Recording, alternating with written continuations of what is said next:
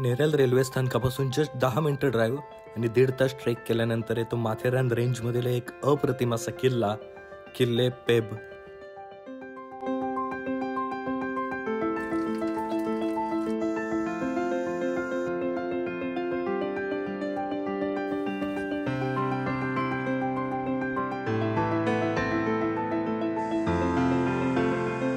Feeling awesome भाई. Worth it आहे trek. एक नंबर. तर आज दिनेश आणि माझा प्लॅन होता सकाळी लवकर जाऊन पेब किल्ल्यावर सनराईज कॅप्चर करायचा, पण सनराईज तर आम्हाला भेटणार नव्हता कारण की आम्हाला निघायलाच सकाळचे 6 वाजलेलं.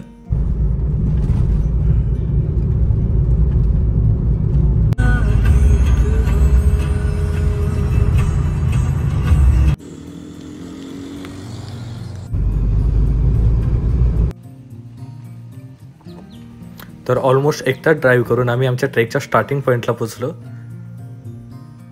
आणि इथून आपल्या ट्रेकला खरी सुरुवात होणार होती. इट्स ऑलमोस्ट 7 AM राईट नाव आणि मी पोचलोय आपला ट्रेकच्या स्टार्टिंग पॉईंटला. तर आम्ही थोडा लेट झालो, इथंच आपला सनराईज झाला आहे, पण काय हरकत नाही. सकाळी दिनेश पाटील एवढा फ्रेश वाटतोय ना सकाळी. बघा समोरच आपला सनराईज झाला आहे आणि जस्ट आम्ही दोघेच आहेत ट्रेकला. आज संडे, पब्लिक येऊ शकते पण सध्या तरी आम्ही दोघेच आहेत. तर बेसिकली पेब फोर्ट माथेरान हिल्समध्ये येतो आणि इथं पोचायला तुम्हाला नियरेस्ट रेल्वे स्टेशन आहे नेरळ.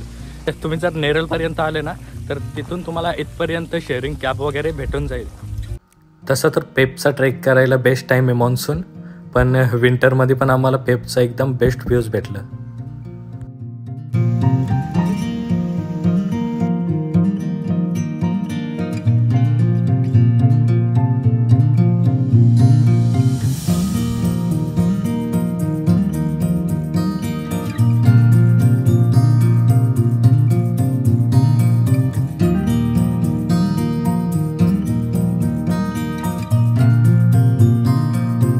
पंधरा ते 20 मिनिटं रेल्वे ट्रॅकवर चालल्यानंतर आपल्याला दर्शन होतो कड्यावरच्या गणपती बाप्पाचं.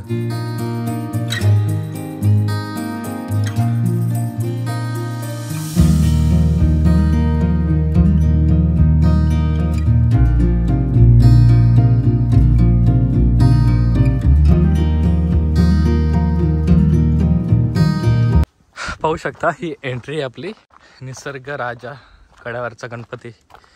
तर इथनं असा व्ह्यू आहे गणपती बाप्पा मोरया आणि हाच रस्ता खाली कड्यावरचा गणपतीला जातो आणि राईट मारला तर पेब किल्ल्यावर.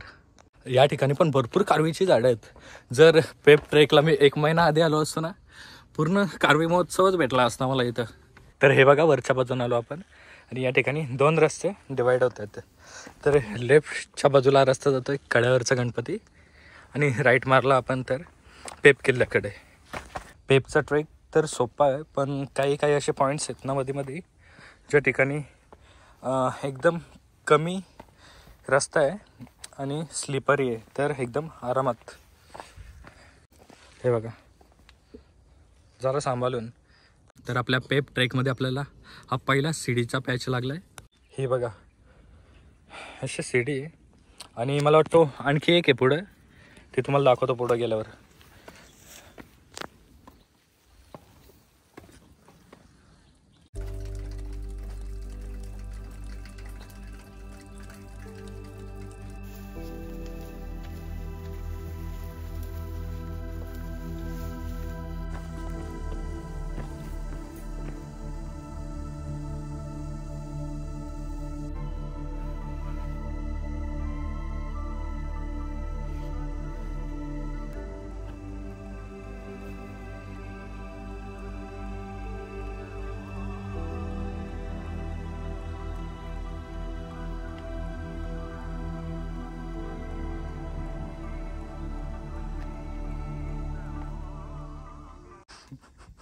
काय आला? मुझे डर लग रहा है देख के.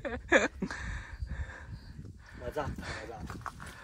तर पेबच्या सेकंड जो सीडीचा पॅच आहे ना त्या ठिकाणी आलो आहे आणि ही बघा सीडी 2 सीड्या अटॅच आहेत अशा.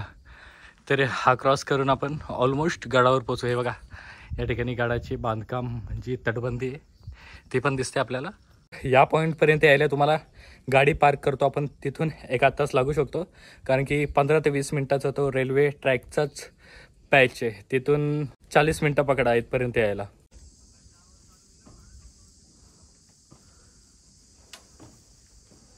तर हे बघा या ठिकाणी मठ आहे. आपण ऑलमोस्ट आलो आहे गडावर. एवढाच पॅच आहे आता. आणि बाई होऊन एनर्जी खातोय. जस्ट फ्यू स्टेप्स आणि आपण पेपच्या टॉपवर असू. तर हा लास्ट पॅच आहे. याच्यानंतर आपण पेपच्या टॉपवर असू.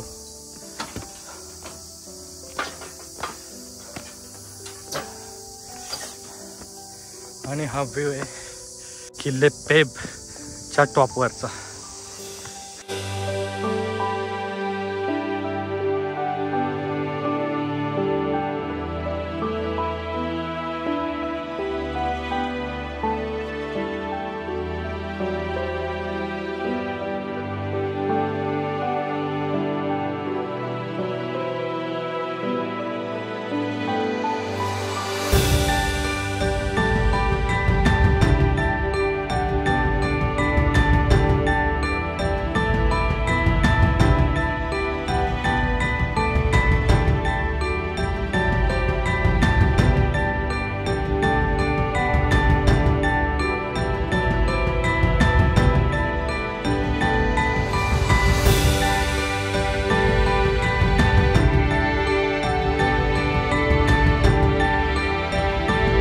सुकून आहे ना, सुकून एकदम थंड वाटतं इथं. जस्ट आम्ही पेपच्या टॉपवर आहेत आणि या ठिकाणी श्री दत्त मंदिर इथं दर्शन घेतलं आताच. आणि इथं व्ह्यू बघा कसला ऑसम आहे बाई, एक नंबर. माझ्या राईट हँड साईडला हा बघा, हा आहे चंदेरी. आणि या ठिकाणी इथं कुठेतरी नागेंड रिच आहे. आणि जस्ट चंदेरीच्या मागच्या बाजूला इथे मला दिसत असं लागे श्री मलंगड आहे इथे. आणि लेफ्ट हँड साईडला हा जो पूर्ण पठार दिसतोय ना, हा आहे प्रबलगड. आणि त्याच्या जस्ट बाजूला हा कलावंतीन. आणि हा पूर्ण माथेरानचा व्ह्यू. तर असा एक्स्ट्रीम व्ह्यू आहे इथून. फिलिंग ऑसम बाई. वरती ते ट्रेक एक नंबर. हा टॉप होता आपला पेपफोर्टचा. आणि माझ्या खालच्या बाजूने ना इथे एक गुफा आहे, त्या साईडला रस्ता जातो हा माझ्या खालचा. तर आम्ही सध्या तिथे नाही जात, कारण की दिनेशला एक कॉल आला आहे, त्याला बाहेर जायचं आहे अर्जंट. तर या व्हिडिओत एवढाच. व्हिडिओ इथपर्यंत बघितली असेल तर लाईक करा, शेअर करा मित्रपरिवारांमध्ये.